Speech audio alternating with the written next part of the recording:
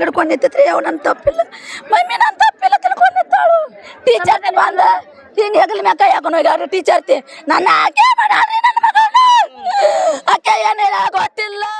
ಪ್ರಿಯ ವೀಕ್ಷಕರೇ ನಮಸ್ಕಾರ. ಹೀಗೆ ನನ್ನ ಮಗಳನ್ನ ಟೀಚರ್ ಅಮ್ಮ ಸಾಯಿಸಿದ್ರು ಸರ್ ಅಂತಿರುವ ಹೆತ್ತ ಕರಳು. ಇವ್ ನನ್ನ ಮಗಳು ಸಾಯಿದ ಕಾರಣ ಅವ್ರಿ ಸರ್. ನಾನು ಮತ್ತೆ 10,000 ರೂಪಾಯಿ ಫೀ ಕೊಡದಿತ್ರಿ ಆಕಿಗೆ ಟಾರ್ಚರ್ ಮಾಡಿರತ್ತ ಮನೆಗೆ ಇಸ್ಕೊಂಬರೋಗ ಅಂದ್ರೆ ಅಪ್ಪನ ಕರ್ಕೊಂಡು ಹೋಗಿ ಫೀನು ತುಂಬಿ ಬಂದಾರ್ರಿ 30,000 ಮೊದಲು ಅಡ್ವಾನ್ಸ್ ತುಂಬಿದ್ರು ಹಿಂದೆ 7,000 ತುಂಬಿ ಆಡ್ರಿ ಅಪ್ಪನ ಕರ್ಕೊಂಡೋಗಿ ಅದು ಋಣನೇ ಬೇಡ ಅಂತೇಳಿ ಆಗಲ್ರಿ ಸರ್ ನನ್ನ ಮಗಳ. ನಮ್ಮ ಹುಡುಗಿ ಬಹಳ ಜಾಣೆ, ಆಕೆ ಸಾಯುವಂತ ಹುಡುಗಿಯಲ್ಲ ಅಂತಿರೋ ತಂದೆ. ಕಾಪಿ ಮಾಡ್ಯಾಳತ್ತೇಳಿ ಆಕೆ ನನ್ನ ಮಗಳು ಒಪ್ಕೊಂಡಿಲ್ರಿ ಅದನ್ನ ನಾ ಮಾಡಿಲ್ಲತ್ತೇಳಿ ಬೇಸ್ತಾರ ಸರ್ ಇದು ಮಾಡಿದ್ದೆ ಸಾಲಿಂದ ಬಂದ್ಬಿಟ್ಟು ಡಾಕ್ಟರ್ ಆಗಬೇಕು ಅಂತ ಕನಸು ಕಂಡಂತ ಸಜ್ಜನ ಹುಡುಗಿಗಳು ಅಂತಿರುವ ಸಂಬಂಧಿಕರು. ಸಮುದಾಯದ ಒಂದು ಮುದ್ದು ಮನಸ್ಸು ಇವತ್ತು ಮರೆಯಾಗ್ಲಿಕ್ಕೆ ಏನಾದರೂ ಕಾರಣೀಭೂತ ಇದ್ರೆ ಅದು ಶಾರದಾ PU ಕಾಲೇಜ್ ಆಡಳಿತ ಮಂಡಳಿ, ಗುರುವರ್ಗ, ಶಿಕ್ಷಕ ವರ್ಗ ಹಾಗೂ ಸಿಬ್ಬಂದಿ ವರ್ಗನೇ ಕಾರಣ. ದಿಢೀರಂತ ಇದೇನಾಯ್ತಪ್ಪ ದೇವ್ರೆ ಅಂತ ಕಣ್ಣೀರು ಇಡ್ತಿರೋ ಜನಸಾಗರ.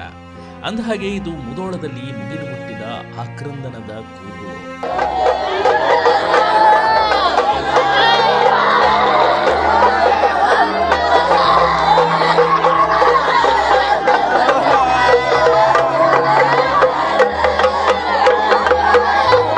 ಡಾಕ್ಟರ್ ಆಗಬೇಕು ಅಂತ ಕನಸು ಕಂಡ ಯುವತಿ ಇನ್ನಿಲ್ಲ. ಮಹಾರಾಣಿ ಕೆರೆಗೆ ಹಾರಿ ಜೀವ ಕಳೆದುಕೊಂಡ 17ರ ಯುವತಿ. ಹೀಗೆ ಮುದ್ದಾಗಿ ಎಲ್ಲರ ಪ್ರೀತಿಯ ತೇಜು ಇನ್ನಿಲ್ಲ. ಈ ವಿಷಯವನ್ನ ಸಂಬಂಧಿಕರಲ್ಲಿ ಅರಗಿಸಿಕೊಳ್ಳಲು ಆಗ್ತಿಲ್ಲ. ಮೊನ್ನೆಷ್ಟೇ ಲವಲೋಕೆಯಿಂದ ಮಾತಾಡುತ್ತಿದ್ದ ವಿದ್ಯಾರ್ಥಿನಿ ಜೀವ ಕಳೆದುಕೊಂಡು ಬಿಟ್ಲು ಅಂದ್ರೆ ಎಂಥವ್ರಿಗೂ ಶಾಕ್ ಆಗುತ್ತದೆ. ಈ ಆಘಾತದಿಂದ ಹೊರಬರಲು ಯಾರಿಂದಲೂ ಸಾಧ್ಯವೇ ಇಲ್ಲ. ಹೀಗೆ ಎಲ್ಲರಿಂದ ಅಗಲಿ ಹೊರಟ ಯುವತಿಯ ಹೆಸರು ತೇಜಸ್ವಿನಿ ದೊಡ್ಡಮನೆ. ಕೇವಲ 17 ವರ್ಷ ಕಣ್ರಿ.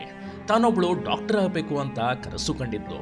ಮುದೋಳದ ಹಿರಿಕೆರೆ ಗಲ್ಲಿಯ ಸೈನ್ಸ್ ಓದುತ್ತಿದ್ದ ತೇಜು ಶುಕ್ರವಾರ ದಿಢೀರಂತ ಮಹಾರಾಣಿ ಕೆರೆಗೆ ಹಾರಿ ಜೀವ ಕಳೆದುಕೊಂಡಿದ್ದಾಳೆ.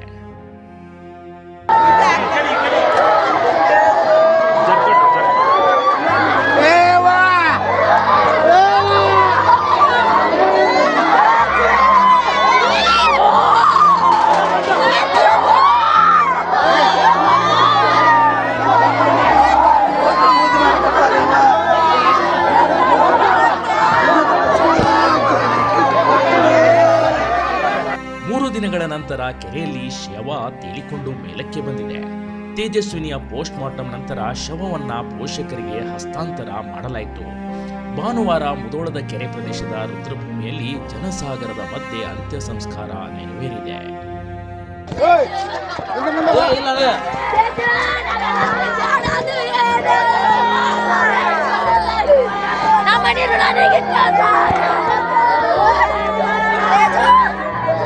ಹದಿನೇಳರ ಯುವತಿಗೆ ಸಾಯುವಂತದ್ದೇನಾಯ್ತು ಗೊತ್ತಾ? ನಕಲು ಮಾಡಿದ್ದ ಆರೋಪಕ್ಕೆ ಬಲಿಯಾದ ಯುವತಿ. ಫೆಬ್ರವರಿ 27ರ ಗುರುವಾರದಂದು ಪ್ರಥಮ PUCಯ ರಸಾಯನಶಾಸ್ತ್ರದ ಪರೀಕ್ಷೆ ನಡೆದಿತ್ತು. ಈ ವೇಳೆ ತೇಜಸ್ವಿನಿ ಕಾಪಿ ಹೊಡೆಯೋದನ್ನ ನೋಡಿ ಶಿಕ್ಷಕರು ಪ್ರಶ್ನೆ ಮಾಡಿದ್ರು. ಹಾಗೆಯೇ ಪೋಷಕರನ್ನ ಕರೆದುಕೊಂಡು ಬರುವಂತೆ ಹೇಳಿದ್ರಂತೆ. ಆ ದಿನ ಮನೆಗೆ ಬಂದಿದ್ದ ತೇಜಸ್ವಿನಿ ಬಹಳ ಮಂಕಾಗಿದ್ದು. ತಾಯಿ ಒತ್ತಾಯ ಮಾಡಿ ಕೇಳಿದಾಗ ನಡೆದ ವಿಷಯವನ್ನ ತೇಜು ಹೇಳಿದ್ದಳು. ಅಲ್ಲದೆ ನೆಕ್ಸ್ಟ್ ಡೇ ತಾಯಿಯನ್ನ ಕರೆದುಕೊಂಡು ಕಾಲೇಜ್ಗೆ ತೇಜು ಹೋಗಿದ್ಲಂತೆ. ಮಧ್ಯಾಹ್ನ ಹೋಗ್ಯಾರ ಕಾಲೇಜ್ಗೆ ಹೋಗನ್ಲಿ ಅವ್ರು ಏನು ಟಾರ್ಚರ್ ಮಾಡ್ಯಾರ ಗೊತ್ತಿಲ್ರಿ. ಅವತ್ತು ಮಧ್ಯಾಹ್ನ ಬಂದಳು ಮಕ್ಕ ಸಾಪಗಾಗಿತ್ತು. ನೀ ಯಾಕೆ ಹಿಂಗೆ ಮಾಡಿ ಮಕ್ಕ ಅಂತ ಕೇಳನ್ಲೆ ಏನಿಲ್ಲ ಅಂದಳು. ಅಣಿ ಮಾಡಿ ಕೇಳನ್ಲೆ ಅವಳು ಹಾಕತ್ತಳ್ರಕ್ಕೆ ಅನ್ಲೆ ಏನಾಯ್ತು ನಾನು ಸರ್ಗಳು ಎಲ್ಲರೂ ಕೂಡ ನನಗೆ ಹಿಂಗೆ ಬೇದ್ರತ್ತ ಅಂದಳು. ಪಾಲಕನ ಕರಿಸಾರ ನಮ್ಮ ಮುಂದೆ ಮಾತಾಡ್ಬಿಟ್ಟು ನಿನ್ನೆ ಯಾಕೆ ಬೇದ್ರ ಅವ್ರ ಹತ್ರ ನಾ ಫೋನ್ ಹಚ್ಚಕ್ಕೆ ನನಗೆ ನೆನಪಾಗಲಿಲ್ಲ. ಹಚ್ಚಲಿ ನಾಳೆ ಕರ್ಕೊಂಡು ಹೋಗ್ಕನತ್ತಂದಳು. ಬೆಳಗ್ಗೆ ನನ್ನ ಬಟ್ಟು ರೆಡಿ ಆಗಕ್ಕೆ ಬಿಡುವಾಳ್ರಾಕಿ ಹೋಗುನ್ ಹೇಳ ಹಂಗೆ ಕರ್ಕೊಂಡು ಹೋದಳು. ಹೋಗಿನ್ರಿ ನಾ ಅಲ್ಲಿ ಹೋಗ್ರಿ ನನ್ನ ಮಗಳು ನನ್ನ ಕೈ ಹಿಂಗೆ ಹಿಡ್ಕೊಂಡು ನಿಂತಿದ್ರಿ ಅವ್ ನನ್ನ ತಪ್ಪಿಲ್ಲ ಮಮ್ಮಿ ನನ್ನ ತಪ್ಪಿಲ್ಲ ತಿಳ್ಕೊಂಡು ನಿಂತಾಳು.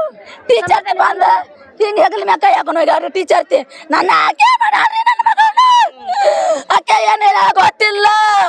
ನನ್ನ ಮಗಳು ನನ್ನ ಮಾರಿ ನೋಡಕತ್ತಳ್ರಿ. ಇಲ್ರಿ ನನ್ನ ಮಗಳ ಅಕ್ಕ ಕರ್ಕೊಂಡ್ರಿ. ನಾನು ತಪ್ಪು ಮಾಡಿಲ್ಲ. ಅದು ಅಂದ್ರೆ ಕಾಪಿ ಚೀಟ್ ಸಿಕ್ಕೈತಿ ಅಂತ ಹೇಳ್ರಿ. ಕಾಪಿ ಒಂದೇ ನಂಬರ್ ಐತಿ, 2 ಚೀಟ್ ಸಿಕ್ಕಾವತ್ತಂದ್ರಿ, 2 ಇವು ಪೇಪರ್ದಾವತ್ತಂದ್ರಿ. ಅದ್ರಾಗ ಹ್ಯಾಂಡ್ ರೈಟಿಂಗ್ ನೀವು ಚೆಕ್ ಮಾಡ್ಲಾರ್ದಕ್ಕಿನ ನೀವು ಟಾರ್ಚರ್ ಮಾಡಿರತ್ ನಾ ಕೇಳಿನ್ರಿ. ಅಲ್ಲಿ ಹೋಗಿರಿ ಹ್ಯಾಂಡ್ ರೈಟಿಂಗು ನಾನು ತೋರ್ಸ್ಯಾರ ಅವ್ರು. ನನ್ನ ಮಗಳು ಬೇರೆ ಅದಾವ್ರಿ, ಅವು ಬೇರೆ ಅದಾವ್ರಿ ಸರ್. ಫೋರ್ಜರಿ ಮಾಡ್ಯಾಳ ತಂದಾರ್ರಿ ಅವ್ರ. ಫೋರ್ಜರಿ ಮಾಡ್ರ ನನ್ನ ಮಗಳಿಗೆ ಫೋರ್ಜರಿ ಮಾಡ್ಯಾರ್ರಿ. ಅವ್ರ ಮಾಡ್ಯಾರ್ರಿ ಎಲ್ಲ. ಅವರೆಲ್ಲ ಟಾರ್ಚರ್ ಕೊಟ್ಟಾರೆ ಅಂದಾರೆ. ನನ್ನ ಮಗಳ ಸಾತ ಇಂತ ಹಿಂಗೆ ಮಾಡ್ಕೊಳ್ಳೋ ಮಗಳ ಅಲ್ರಿ ನಂದ. ಎಲ್ಲಾರ್ಗೆ ಬುದ್ಧಿ ಹೇಳ್ತಾಳ್ರಿ ಆಕಿ. ನಾ ಡಾಕ್ಟರ್ ಹಾಕಂದ ಹಿಂಗೆ ಯಾಕೆ ಮಾಡ್ಕೋತಾಳ್ರಿ ಸರ್. ನನಗೆ ನನ್ನ ಮಗಳ ಸತ್ತದ ನ್ಯಾಯ ನನಗೆ ಬೇಕು. ನನಗಂತೂ ತೇಜಸ್ವಿನಿ ನಾನು ಹೆಂಗೆ ಬಿಟ್ಟು ಅದೇ ಅವ್ವ ಅವರ ಮಾಡ್ಯಾರ್ರಿ.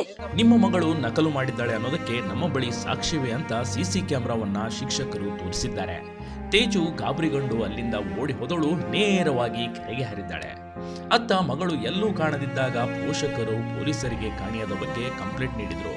2 ದಿನ ಎಲ್ಲೆಡೆ ಹುಡುಕಾಟ ನಡೆಸಿದ್ರು ಕೂಡ ತೇಜು ಮಾತ್ರ ಸಿಕ್ಕಿರಲಿಲ್ಲ. ಆದರೆ ಭಾನುವಾರ ಬೆಳಿಗ್ಗೆ ತೇಜಸ್ವಿನಿಯ ಶವ ಮಹಾರಾಣಿಯ ಕೆರೆ ಬಳಿ ಕಂಡು ಬಂದಿದೆ. ಸ್ಥಳೀಯರು ಪೊಲೀಸರಿಗೆ ಕರೆ ಮಾಡಿ ಮಾಹಿತಿ ನೀಡಿದ್ರು.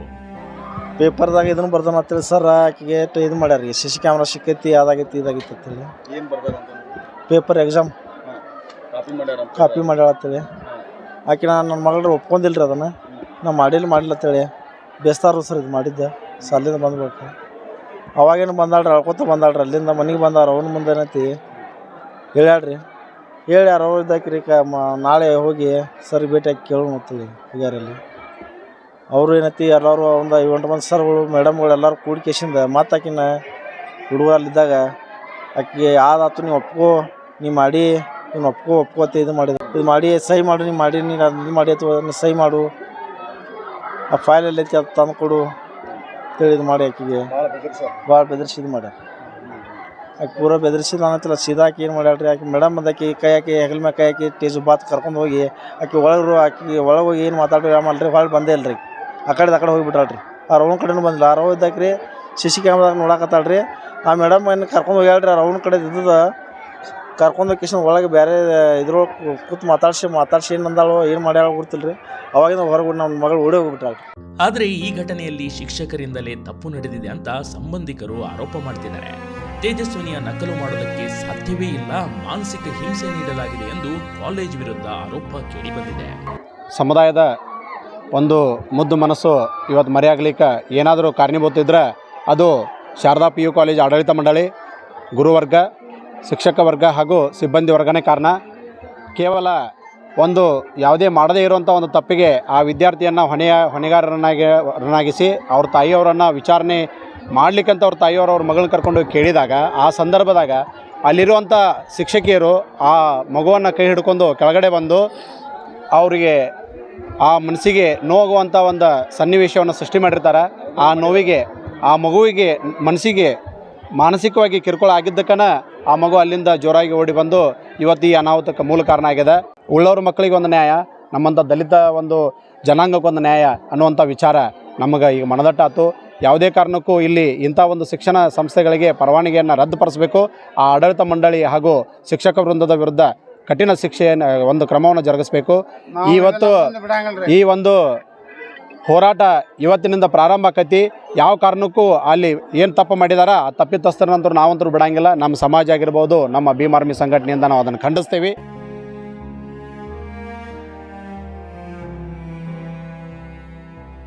ಒಟ್ನಲ್ಲಿ ಬಾಳಿ ಬದುಕಬೇಕಾಗಿದ್ದ ಜೀವವೊಂದು ಕಳೆದು ಹೋಗಿದೆ. ಪರೀಕ್ಷೆಗಳು ಜೀವನದಲ್ಲಿ ಸಾಕಷ್ಟು ಬರಬಹುದು, ಆದರೆ ಜೀವ ಹೋದರೆ ಮತ್ತೆ ಬರಲಾರದು. ಯಾವುದೇ ಕಾರಣಕ್ಕೂ ವಿದ್ಯಾರ್ಥಿಗಳು ಧೈರ್ಯ ಕಳೆದುಕೊಳ್ಳಬಾರದು ಅನ್ನೋದೇ ಕದಂ ಫಸ್ಟ್ ನ್ಯೂಸ್ ಕಳಕಳಿ. ಈ ಘಟನೆ ಪೋಷಕರಿಗೆ ಮತ್ತು ಶಿಕ್ಷಕರಿಗೆ, ವಿದ್ಯಾರ್ಥಿಗಳಿಗೆ ಒಂದು ಪಾಠವಾಗಬೇಕು. Kadam first news, Mudhol.